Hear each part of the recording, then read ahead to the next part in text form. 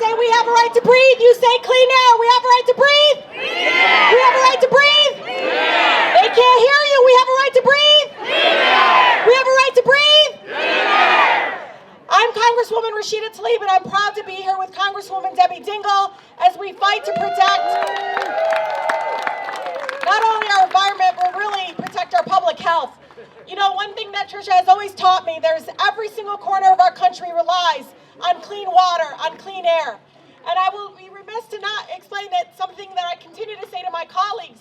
You know, you say children can't learn if they're hungry, but children can't learn if they're being poisoned by dirty water and by dirty air.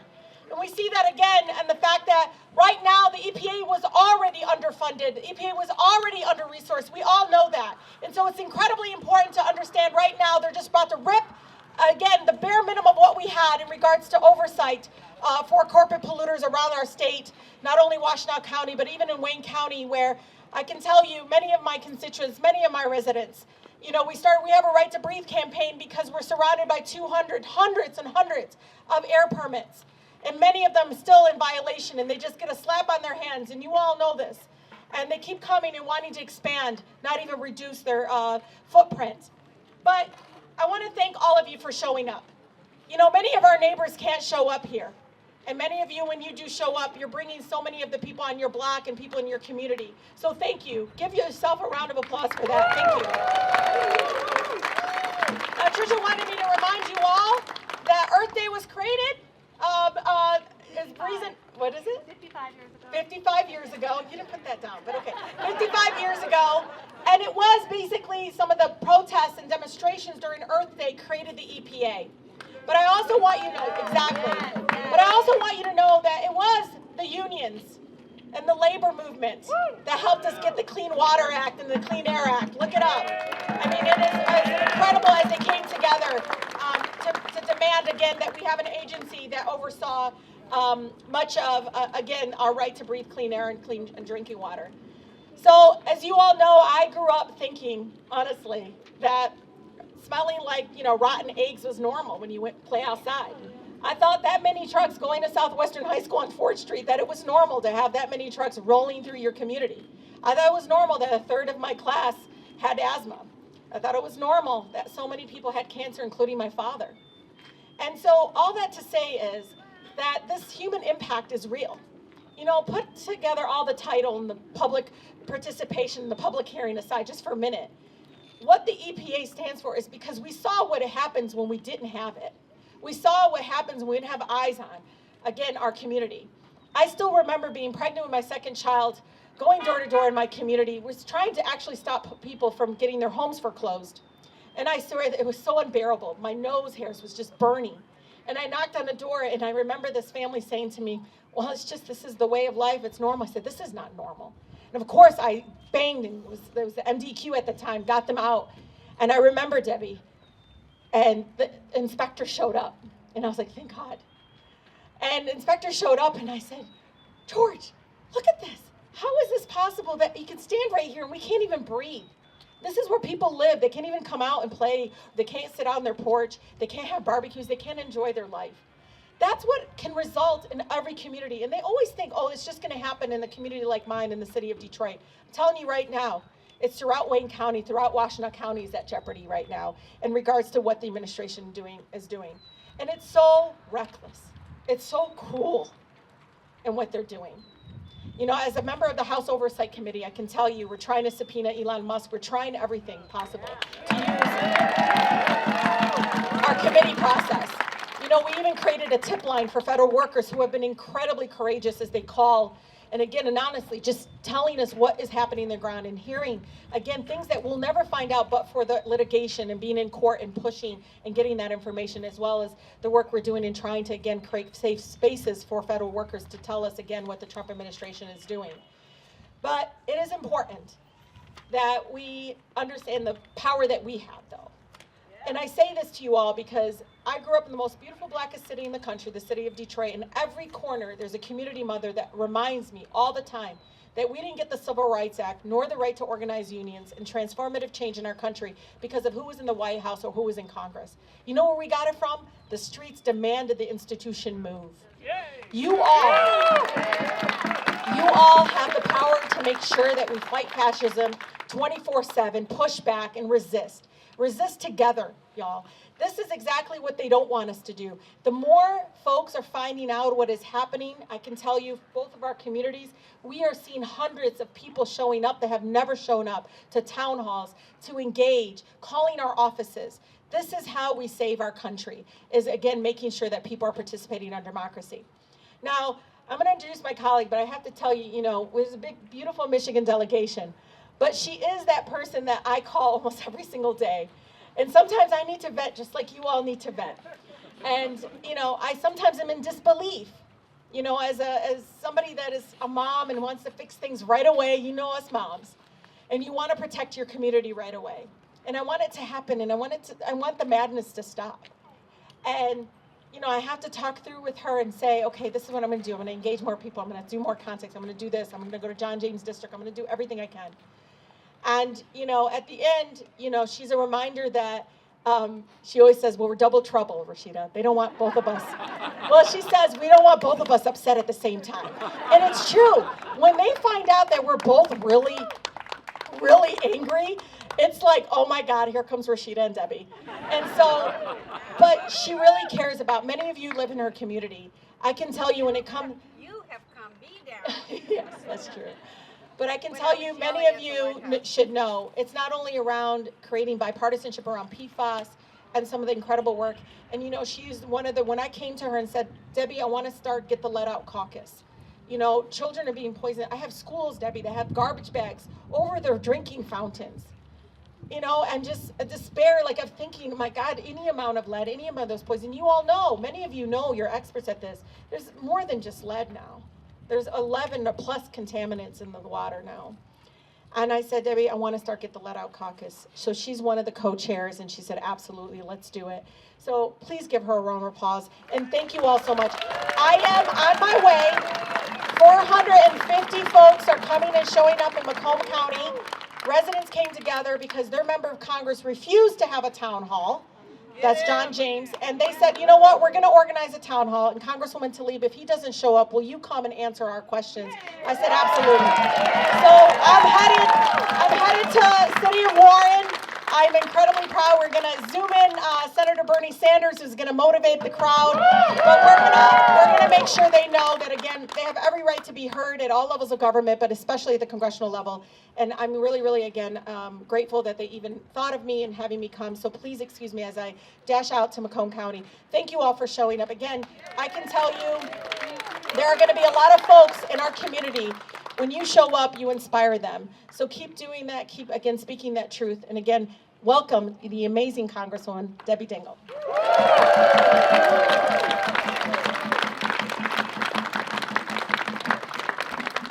She's taller than I, but I'm louder than she is. We do call ourselves Double Trouble. I'm going to start by telling you about this.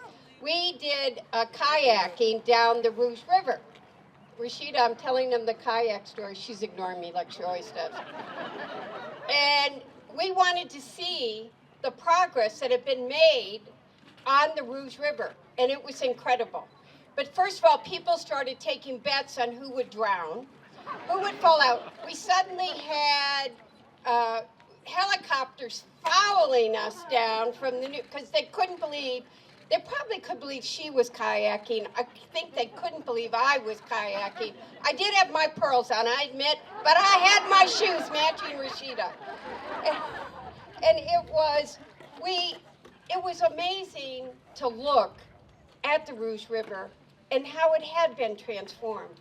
And the herrings and the plants and the painted turtle. She got the picture of the painted turtle. But what we've done cleaning up our environment. And I want to go back to 55 years ago. And I am very worried. We have a responsibility to protect these lands for the generations to come and to ensure that they are going to be there. And I got a responsibility to deliver every single day, but I'm going to go back to the times. You know, everybody thinks that we got the Clean Water Act because of the Cleveland River. It was actually the Rouge River being on fire that got John Dingell to introduce the Clean Water Act and fight for it and get it passed. And the reality is, when he first introduced it, I found a column, a national column, Drew Pearson, for anyone that's seasoned enough to remember him, that said that John Dingell and Edward Muskie were being demonized across the country for trying to clean up our water. And back then, people were worried about cost. And I found a downriver article, the mayors wouldn't want me to say this now, that said, John, this is going to cost us money. It's going to cost us lives if we don't clean our environment, period. And it was back in those years that they had to fight to get the Clean Water Act, the Endangered Species Act, the Clean Air Act, and so many other pieces of legislation. And it happened because people took to the streets and did Earth Day. And as was said earlier, it's why we have the EPA. But I want to say we cannot go backwards. We have a moral responsibility, to have clean water for every child and American to drink in this country.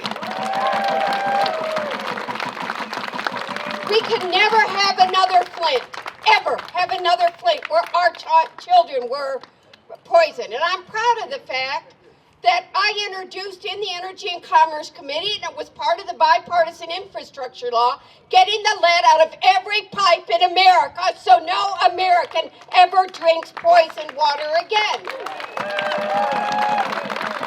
But you know what?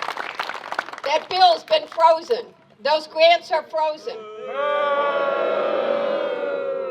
Rashida and I worked together. You know, people's water was being cut off in this country, and yes, in this state.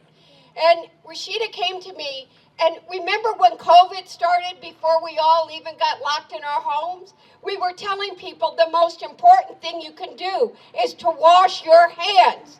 And they also needed sanitary conditions to be able to drink clean, affordable water. And we were shutting off water to people's homes in this country. And Rashida and I got it in. I went to Nancy Pelosi and said, Nancy, people don't have access to clean water. She goes, that's wrong. And we got that done in the bipartisan infrastructure bill.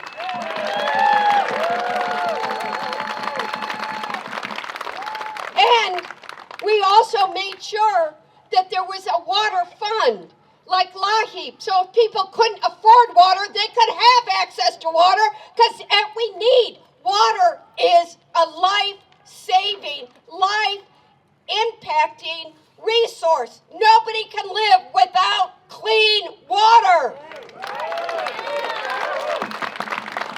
And while we're talking about that, I'll talk about the Great Lakes. We've got NOAA and EPA that are being cut. The Great Lakes, I'm proud. I am co-chair of the Great Lakes Task Force. The Great Lakes are 20% of the fresh water in the world. We cannot not continue. I remember if I could escape, which I wish I could some days, I would still be what I did as a kid, which you would all kill. We're protecting for the babies and children here. We are here because we want to make sure that these lands are protected for you. But I grew up in the St. Clair River, and when I wanted to escape, I'd go out in the middle, in an inner tube, in the middle of the freighter channel, get in the waves, get on the buoy, wait for the next freighter. Yes, your parents would, I won't use the word that we would have done at the time. But I remember those waters. They were black. You couldn't eat the fish that you caught. We cleaned up those waters, and we haven't finished. People still cannot eat fish that has PFAS or mercury or other things in it. We have a responsibility to protect the clean water in the world.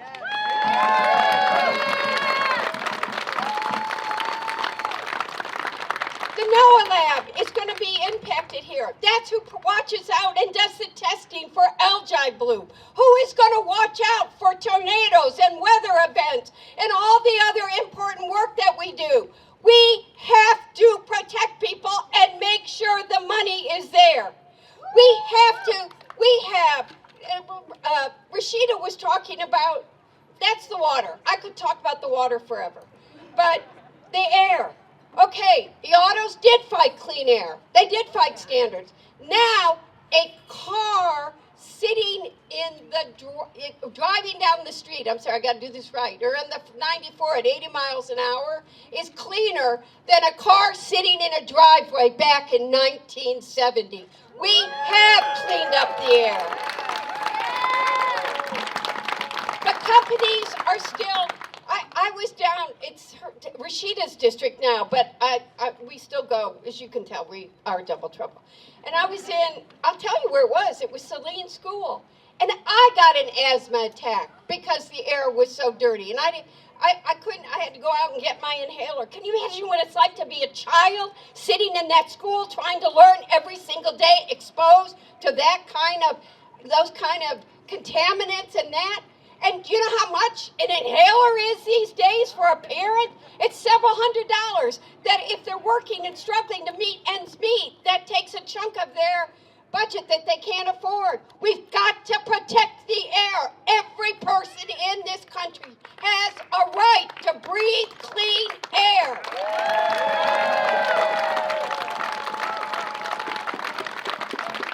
And I'm just going to also say we need to make sure the ground is clean. And, you know, this is also, we want to save people money. Really? Do you want to, okay, they don't like EVs. I get they don't like EVs. I don't get it, but they don't, so. But you know what? EVs are cheaper to drive. EVs are cleaner to drive. And EVs are what's demanded in the global marketplace. If we're going to compete, forget the first two, which we won't. But these guys say they want to make money. The global marketplace wants EVs. But solar energy and wind energy are cheaper than electricity, period. And now they want to go back on more fuel or more efficient appliance standards. And they make fun of those running. I want to keep the air clean, the land clean, and save money for everybody. Doing good while doing well.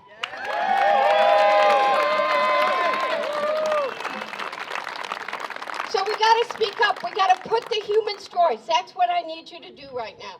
We have people here that have been fired. I'm not going to call them out because the way this government is, one day you're fired, one day you're hired, the next day you're fired again. And we need every single engineer, scientist. Trish, thank you for your leadership of this group. And we need them. We need them to protect us. But we need hands off EPA, we need all hands on deck, and we need hands off on NOAA, and we need to protect the Great Lakes, period.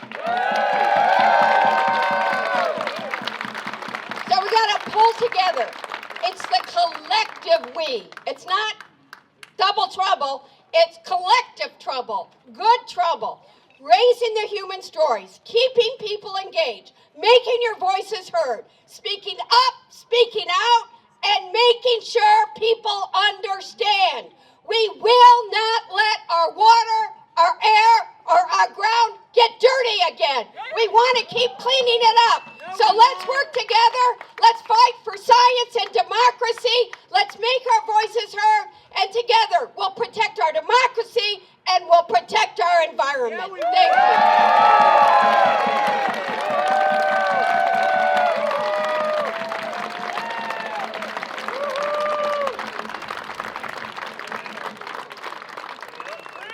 Those are tough acts to follow, everybody.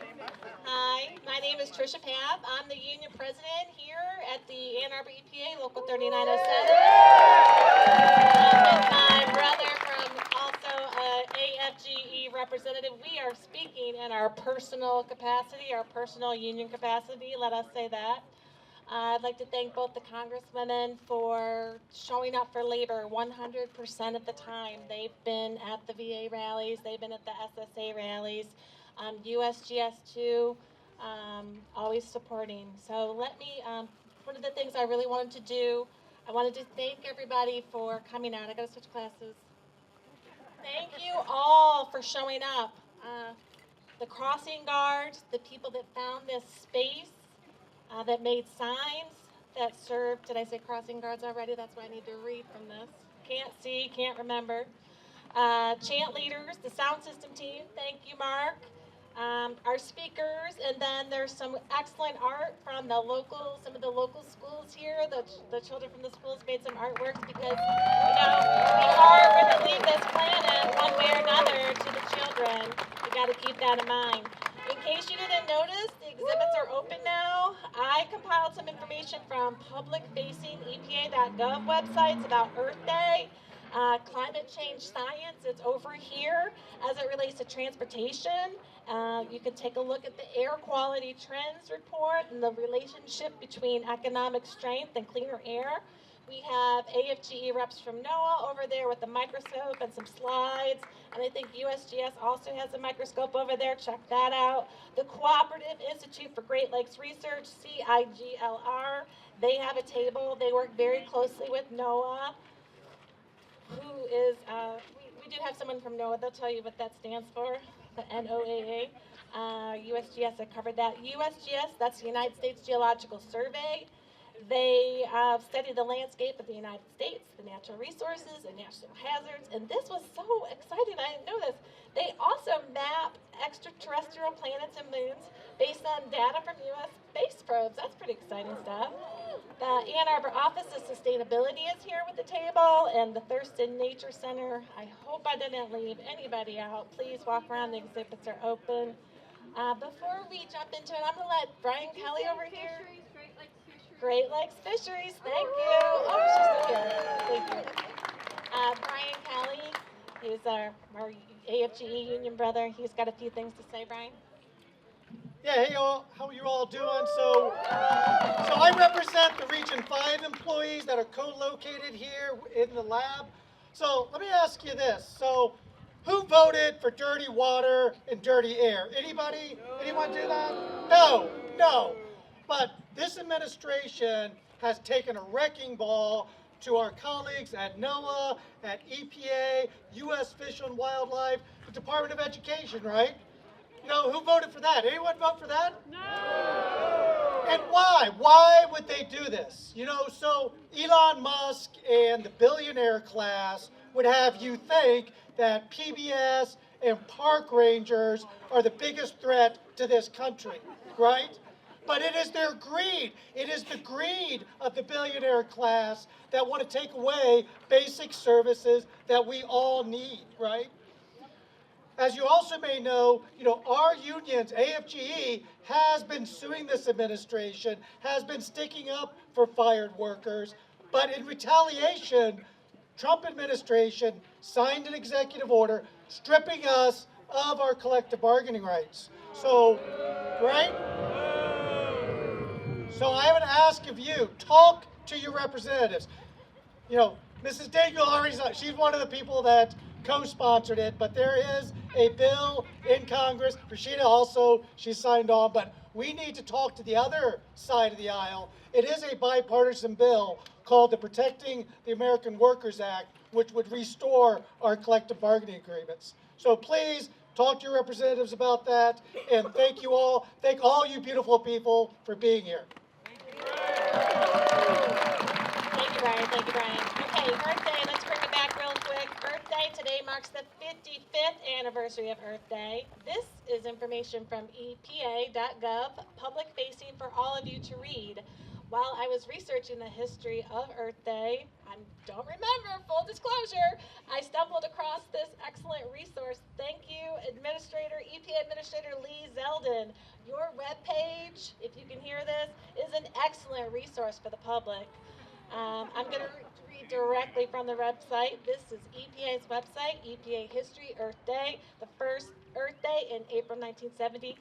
It may be hard to imagine that before 1970, a factory could spew black clouds of toxic smoke into the air or dump tons of toxic waste into a nearby stream, and that was perfectly legal. They could not be taken to court to stop it. And why is that? because there was no EPA and no Clean Air Act and no Clean Water Act. There was no legal or regulatory mechanisms to protect our environment. Earth Day began in 1970, 55 years ago, as a nationwide demonstration, kind of like what we're doing here today, to raise awareness about the environmental issues sparked by the growing public concern for the planet's health. Over 20 million Americans showed up, and that led to the creation of the Environmental Protection Agency and the passage of landmark environmental legislation. This stuff is incredible, so we got to keep doing what we're doing. There's a lot more information on earthday.org history. One thing, I have a flyer over here, the milestones of Earth Day. There's a couple decades. 2016, I want to call that out. That was the signing of the Paris Agreement. Over 175 nations signed the Paris Climate Accords on Earth Day in 2016. The irony is kind of interesting, isn't it? Okay, so I want to introduce our next speaker, Nicole. She's from NOAA, communications expert, worked at the NOAA EPA lab in Ann Arbor for 10 years. Come on down.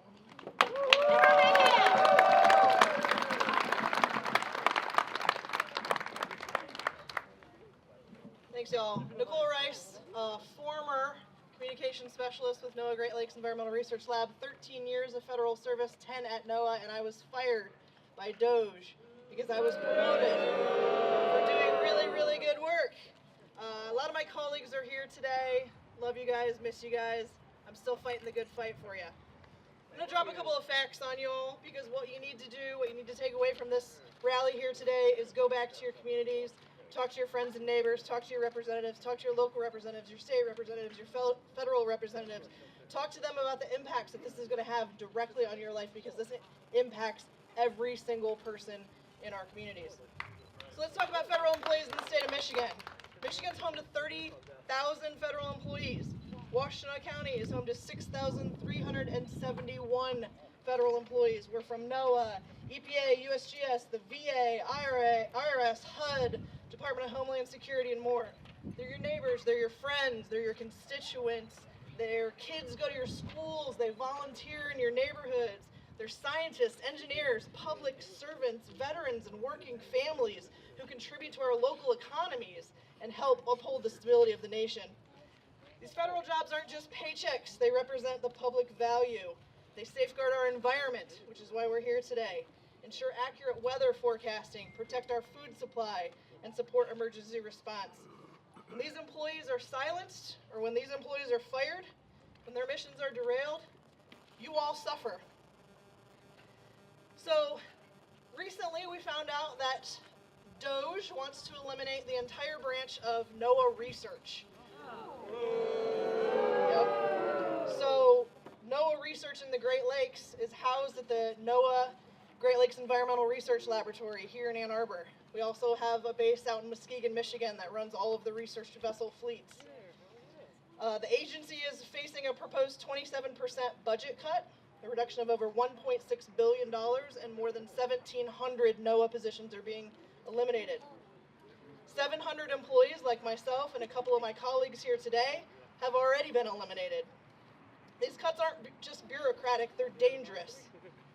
NOAA's hurricane hunters and storm forecasters and satellite analysts provide the early warnings that save lives. We're already seeing severe staffing shortages at the National Weather Service, which is part of NOAA.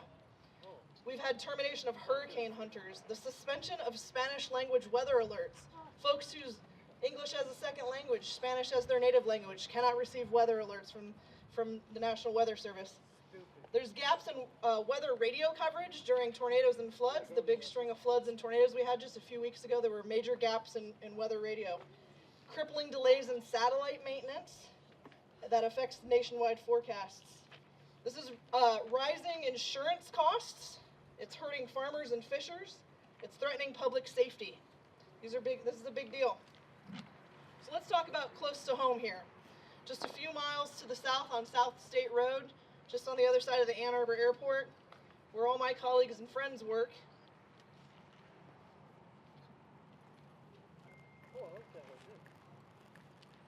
DOJ DOJ has decided to dismantle the entire organization. We work closely with our colleagues at the University of Michigan through the Cooperative Institute for Great Lakes Research. They've decided that we don't need those cooperative institutes anymore. They've also decided that habitat restoration doesn't need to exist. So the Great Lakes Restoration Initiative that we've put billions of dollars into the Great Lakes, restoring native habitat, restoring waterways, they've decided we don't need that anymore. More than 35% of the staff at NOAA GLRL have already been cut. I just heard today that there are significant cuts in our cooperative institute within the next couple of weeks. And a federal hiring freeze is in place, so we can't fill any of those gaps.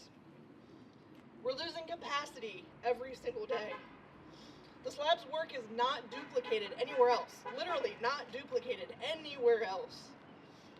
Its loss would be an enormous blow to drinking water safety, climate resilience, maritime safety, invasive species control, and international treaty compliance with Canada. Canada is our friend.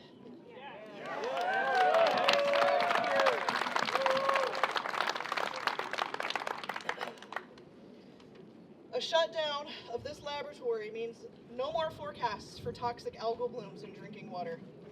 No more real-time models for Coast Guard search and rescue operations. $6 billion Great Lakes fishery will not be protected from invasive species. End of support for binational water agreements, and loss of vital data. Even if we have a 2-year gap, even if we say we're going to have a blue wave in 2026, a gap in data is harmful. A gap in data means we have lost knowledge of what is happening in our climate, what is happening with weather patterns, what's happening out in our lakes. We cannot afford a gap in data. NOAA's Great Lakes Lab costs about 7 cents per American household per year. 7 cents for all of this information, for all of our drinking water safety, for all of my friends and colleagues to go away. These impacts are not abstract, they'll be felt directly. Beach forecasts. How many go to the beach in the Great Lakes? Check the forecast, make sure there's no big waves coming through, make sure there's no toxic algae in the area that you want to swim in, make sure there's no E. coli, we have that problem somewhere. You get rid of these laboratories, that data goes away. U.S. Coast Guard is going to lose access to critical wind, wave, and ice forecasts. U.S. Coast Guard, I have a letter in my backpack from the U.S. Coast Guard saying that our information at the NOAA Great Lakes Lab is vital to their operations. Toledo water crisis of 2014. Does anyone remember that? 400,000 people. 400,000 people. 2 to 3 times the size of the Ann Arbor area. Lost drinking water for weeks. Drinking water and tap water. Couldn't use the water at all. Completely shut off. That helped us establish a program at the Great Lakes Environmental Research Lab for monitoring toxic algae blooms, for understanding what creates the toxins in those algal blooms. Those algal blooms exist, it's nature. You don't know which one's toxic or not. You don't know whether or not you should be recreating in it or eating the fish that you've caught in it. If NOAA can no longer lead invasive species research and forecasting, my favorite fish in the world, yellow perch. Yellow perch will be taken over by Asian carp.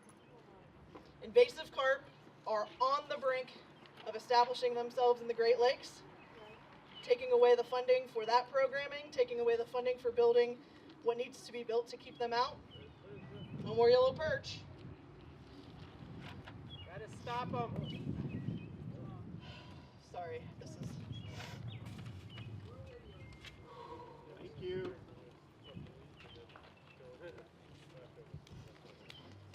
The folks behind you are civil servants.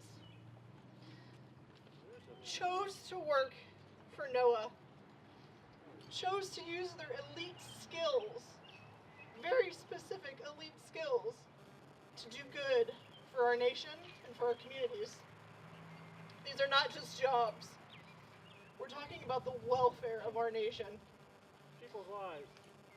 We've spent a century getting the Great Lakes back to where they need to be. It will take just years for them to revert. So what we need from you, you need to speak out for the 30,000 federal employees in Michigan. Talk to your friends and neighbors. Tell them our jobs aren't wasteful. Tell them we're not bureaucrats. I can't make decisions. I could never make decisions. I was just working for the people. We need you to push back against the defunding of NOAA and the destruction of the Great Lakes office. We need you to defend science. Defend science. Science is how we got to where we are today. Defend.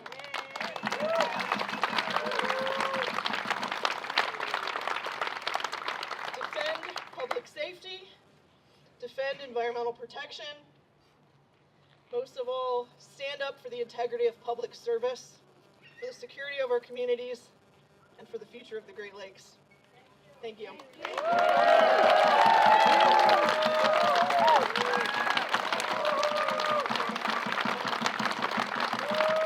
Thank you, Paul. Okay, so I'm going to cut through the short version here. Oh, also, I forgot earlier to thank the Ann Arbor Indivisible, Gus and his team. They always show up. They are a friend to labor, VA, SSA, USGS, NOAA, all of it. Thank you very much. I so appreciate your support. I think I speak for all AFGE when I say that. Okay, so, glasses? Am I ready for one of those chains? I think I might be. Rebecca, the Executive Director of Huron River Watershed Council, she's spent her life protecting the Huron River, has done a ton of climate change work and protecting the freshwater ecosystems on top of other things to protect natural resources.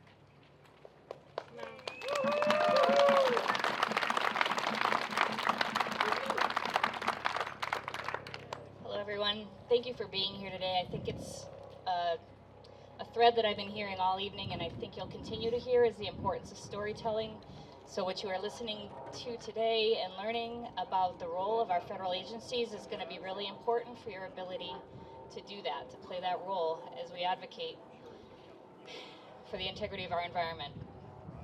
The mission of the Huron River Watershed Council is to protect and restore the Huron River for healthy and vibrant communities. We've been doing this for 60 years. We have made progress through every administration, Democratic and Republican. We are nonpartisan.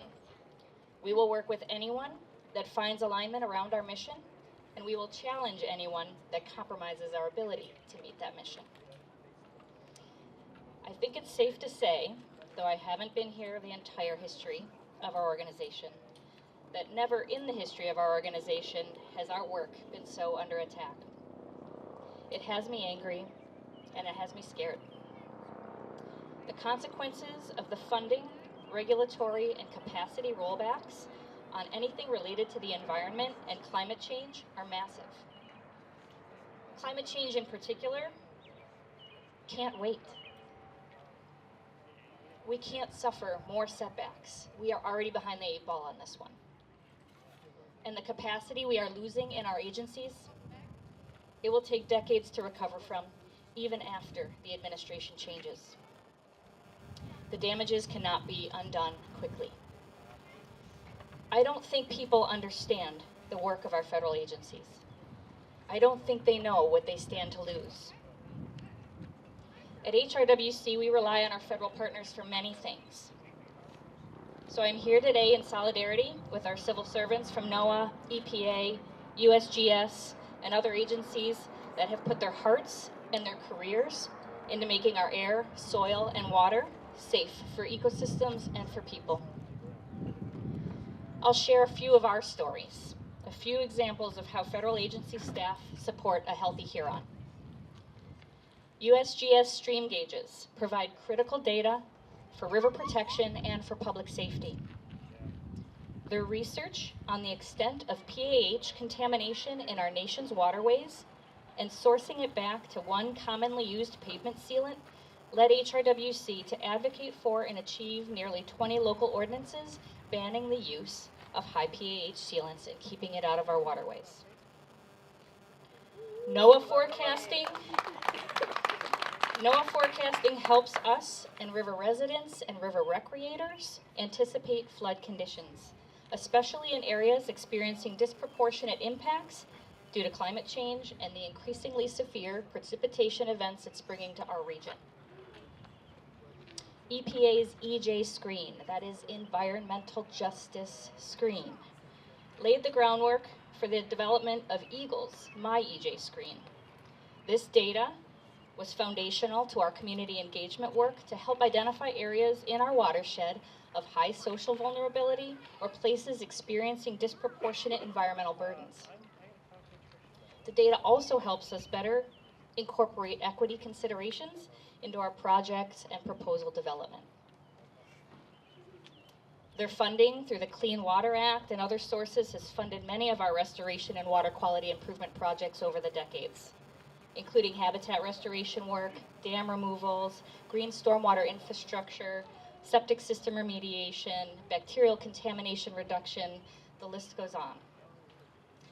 EPA also provides emergency response services when spills or illegal dumping occurs, like in 2022 in Flat Rock when an old underground storage tank leaked at Flat Rock Metals. They were also there during the gas leak from the Ford Flat Rock assembly plant when that got into the city's sanitary sewer system. And they also contribute to the research necessary to understand which chemicals are harmful to humans and how. They have been a key partner as we've gained an understanding of the harms of PFAS, of the harms caused by PFAS.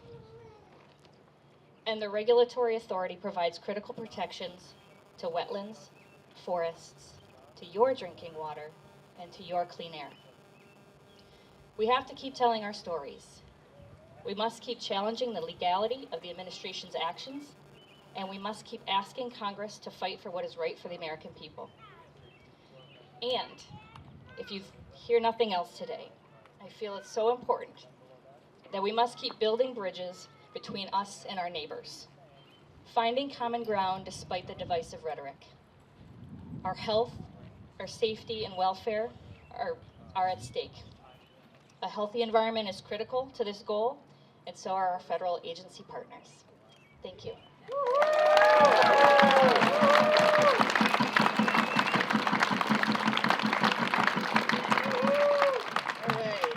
Next up, we have a wonderful talk from Connor Daly. He's the energy coordinator with the City of Ann Arbor's Office of Sustainability and Innovations.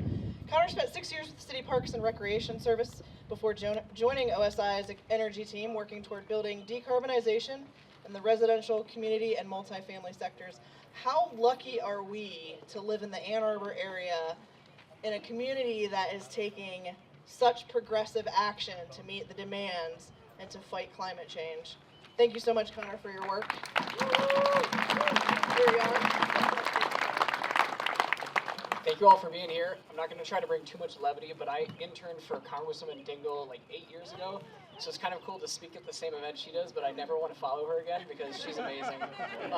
However, I wanted to talk today just about a little bit of what the EPA does to support the work that we do here in Ann Arbor. As many of you probably know, Ann Arbor has an ambitious plan, the A20 plan, which is our plan to achieve a just transition to community-wide carbon neutrality by 2030. There's a lot that goes into that, and we do not and cannot do it alone. We have support from our collaborators at the local, state, and federal level, including the EPA. So I wanted to touch on a little bit, just a few things, of what the EPA has helped specifically with the work that Ann Arbor does here at the local level. EPA Region 5 gave us one of our first grants to start our work in the Bryant neighborhood, which is working to create the nation's first carbon neutral existing neighborhood, the first in the country, right here in Ann Arbor. That work is well underway and we couldn't have done it without them. The EPA also funds our resiliency work, and while our latest $1 million grant is in a legal quagmire, it really highlights the value of ensuring that all people are resilient to existing and future changes in the climate. The EPA has also granted us funds to undertake a new refrigerant management and recycling program. Woo! Refrigerant management!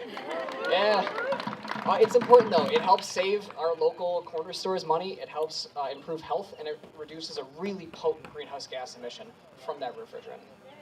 And then overall, the EPA is just a strong community collaborator with us, and we're just really thankful to have this office and these people here doing the important work and helping us do the work as well. The I'm just really glad to be here to thank them for that, because the work that they do is not theoretical. It's here in our community, and we see the impacts of it every day. And they help us do that work, and cities across the country trying to do this on the local level.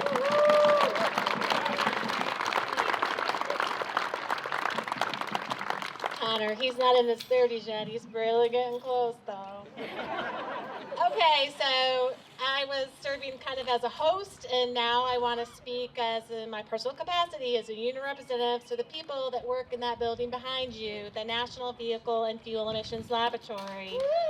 First, I want to make sure I'm talking to the right people. Do we have any breathers in the crowd? Did anybody here breathe today? Are you going to breathe tomorrow? Okay. If you have a choice, do you prefer clean air or dirty air? Clean air. Okay, thank goodness. Because clean air is what the people that work in that building that I represent have been working on for decades. The mission of that laboratory is vital. The jobs of the employees working at the lab, funded by your taxpayer dollars, is to protect human health and the environment by reducing air pollution and greenhouse gas emissions from mobile sources, on-road and non-road. We're talking about cars, trucks, but also construction equipment, farm machinery, marine engines, aircraft, locomotives, and even lawn equipment.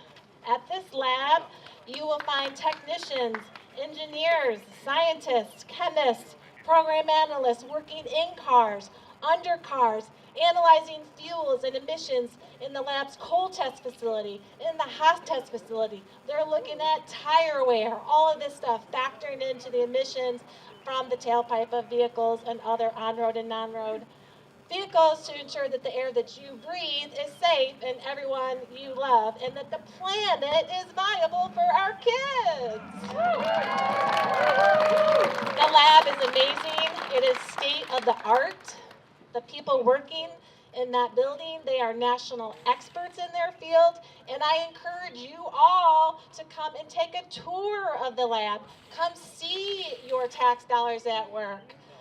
The work in the lab to reduce greenhouse gas emissions from the tailpipe is so important because transportation is the largest source of greenhouse gas emissions in the U.S. It accounts for one-third.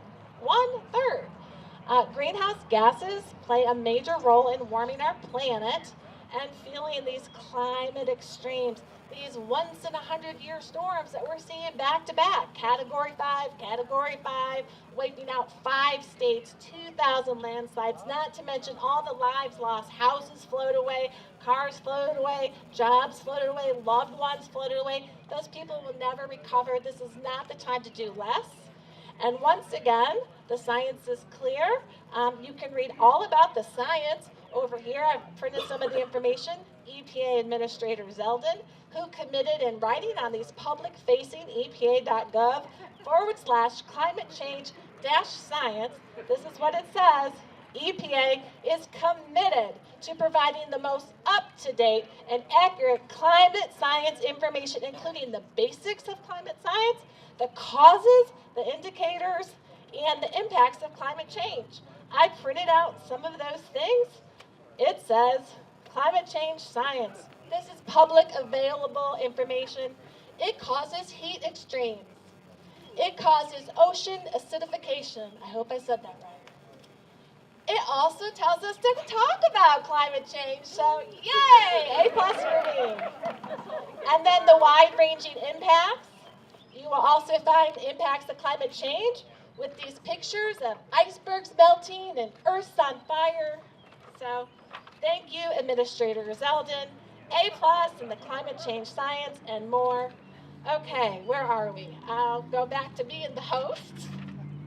Michael, are you still here? Michael Garfield, thank you. He's the Executive Director of the Ecology Center. He's been a leader in environmental movement in Michigan for more than 30 years. Thank you, Michael. Thank you, Trish. I want to thank Trish and all the people who organized this event. Can we give them a big round of applause? It was fantastic. Thanks to everybody for coming. I am here to stand with the workers of the EPA, NOAA, the USGS, and the people who safeguard our environment and public health. Are you here for that too? I am here to condemn Donald Trump's attacks on our environmental safeguards, our public health protections, everything that keeps our air clean and our water safe. Are you here for that too? Good. Now, people have talked a little bit about Earth Day. I want to add a little bit to that. It is good to celebrate Earth Day with you all. My organization, the Ecology Center, was conceived on Earth Day, on the very first Earth Day. And like Trish and others said, that was a big event back 55 years ago. At the time, it was the largest civic outpouring, the largest uprising in world history for any social event ever. 6 weeks before the gatherings all across the country, people in Ann Arbor organized Earth Day First. And in March of 1970, 50,000 people came out to 4 days worth of protests and actions and teach-ins to call for a cleaner environment. Like people said, unions were a big part of that. The UAW and Walter Reuther were one of the leaders of making Earth Day happen back in 1970. The thought was that workers and communities need to come together for clean air and safe water. What they were thinking then, like Trish was saying, 55 years ago, the smog was so bad in Los Angeles and Houston, in other big cities, you could barely see 50 feet, much less breathe the air. The Cuyahoga River in Cleveland, the Rouge River in Detroit, other rivers across the country were catching on fire. Oil was washing up on U.S. shores. People had just had enough. That teach-in that took place in Ann Arbor, before all the rest of them, was the largest event that happened anywhere across the country at that time, and the Ecology Center was created after that event to keep the spirit of the time alive, the spirit of protest. Now, not long after that Earth Day, virtually all of our country's great environmental and public health laws were put into effect. Like people said, the Clean Air Act, also the Clean Water Act, the Safe Drinking Water Act, the Toxic Substances Control Act, the establishment of the Environmental Protection Agency. And in short order, the new agency got to work. The laws took effect. And guess what? The air got cleaner. The rivers stopped burning. Now, don't get me wrong. It didn't solve everything. I've spent most of my career trying to get federal and state officials to better address environmental health problems. We sued the EPA last year for not enforcing federal toxics laws more vigorously. They are not perfect. But the before and the after were like night and day. And the moral of the story is that we only won these rights. We only won the rights to clean air, safe water, and healthy communities by fighting for those rights. Just like how Americans have had to fight for voting rights, for civil rights, for basic human rights. And those rights have been under attack almost since the days they were recognized. They've never though, been under attack before in the way they're under attack right now. We only hold on to our rights by fighting to keep them. Now, I want to just go through the timeline quickly. I know everybody's been here a while. It feels like it's been a decade since Inauguration Day, I know. But it was just a few days before that climate-fueled fires broke out in Southern California, killing dozens of people and causing more damage than any previous disaster in U.S. history. Then a few days later, in his first day back in office, Donald Trump declared an energy emergency to boost the production of fossil fuels and start rolling back the country's climate policies. and since then, you all know this, since then he has called for the rollback of virtually all of the country's environmental laws, illegally fired thousands of government employees who worked to enforce them, illegally frozen contracts with scientists and research institutes that study PFAS contamination, air quality, climate science. Just last night, the employees in EPA's Office of Environmental Justice and External Civil Rights were notified that they would be either laid off or reassigned by July 31st. For the purported purpose of better advancing, quote, the agency's core mission of protecting human health and the environment, end quote. Now stop, just stop for a moment.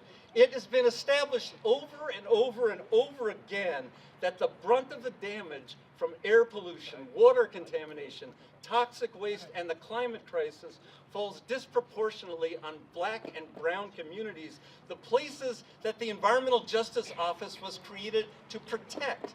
If you're trying to protect human health and the environment, it is just common sense and basic human dignity to address the communities under greatest threat.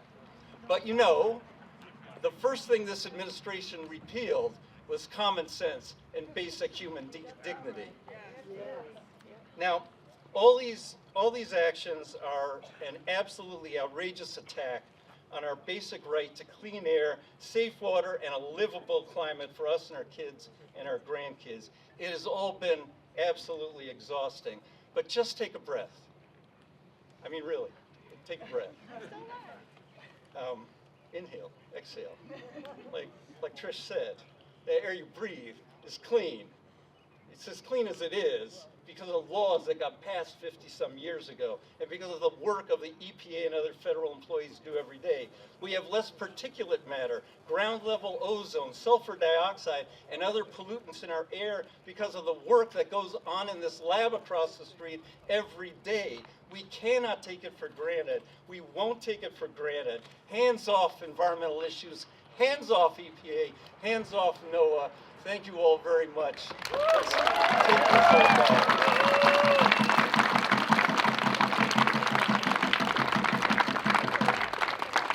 Okay, this is our final, and I'm biased. I'm going to say most important speaker because I think that the work that this group does in educating the next generation of scientists, next generation of humans on this planet is far more important than anything that I've ever done in my career. So Jim Ballum from the Thurston Nature Center. Jim has been a volunteer steward at the Thurston Nature Center since 2014, where he works to control invasive plants and replace them with native ones. Work also includes trail maintenance, coordinating volunteers, interfacing with students at Thurston Elementary School, and helping Boy and Girl Scout troops plan and execute projects. Cannot thank you enough for the work that you do. Hello everybody, thanks for coming out. I don't have any big rally speech like everybody else. I'm not that good at that, but I wanted to tell you a little bit about Thurston Nature Center and what we do and invite you over there. If you've never been there, it's about 2/3 of a mile as the crow flies that way. If you don't want to walk through buildings, it's more like a mile. It's on the northern part of the property that Thurston Elementary School is on. I'm one of 3 of the volunteer stewards, and we also have a 11-member committee that reports to the Thurston Elementary parent-teacher organization. So we are tied in quite closely with the teachers and the students there. And in fact, this week, they are out in the Nature Center doing good work. So we really appreciate all the work that we get out of the Thurston students as well as other students who are in Boy Scouts and Girl Scouts and so on. We've also had some support over the years from some of the groups that are here doing other great work. Some of the city and county and the Huron River folks have been out there helping us and supporting us all along. So we have about 18 acres now. It's going to go down to 17. I can talk about that a little bit here in a bit. But we have a number of habitats. We have a 7-acre pond. There's trails there, including one right all the way around the pond. There's a remnant of the oak hickory woods that used to be all over this area in the 1800s. It's still there. We still maintain it. We try to keep the invasives out of it. We have some prairie areas. We have rain gardens. We have an oak savanna. And we get a lot of people out there walking, some with their dogs, others with their kids. It's really fun to see kids out there with the remote controlled boats on the pond, as was happening a couple days ago. So many of you have probably heard, and some of you have probably even written letters of support for us to the Ann Arbor School Board. They are building a new Thurston Elementary there north of the existing one, and they will be removing close to an acre of the nature center, which a prior school board dedicated for preservation for education in 1967, back when we were first formed. So we have some information over here, some handouts, there's a map, there's some ways to get in contact with us, some QR codes and so on. So feel free to stop by and go out and see the nature center. Thanks.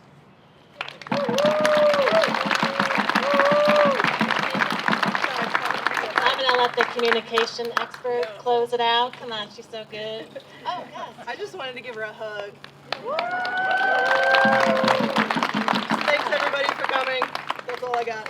So the rule-making process right now, today, this might not be the case tomorrow, there's an opportunity for public comments. Please watch this is so exciting. Log on to the Federal Register. Pay attention to things that are moving along right now. I know I'm not getting this exactly right. If someone's close and wants to correct me, I would love that.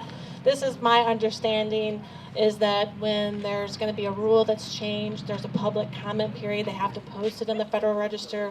They have to provide at least 30 days or 60 days or 90 days. Honestly, I don't know the interval or if it's flexible or for what those reasons are, but they do have to post it in the Federal Register, and there's an opportunity for public comment. Pay attention to that. Comment on that. Visit the Climate Science website. There's information there about the regulatory process. Stay in touch with your elected officials. Keep showing up in the streets. It was Earth Day, remember, 55 years ago.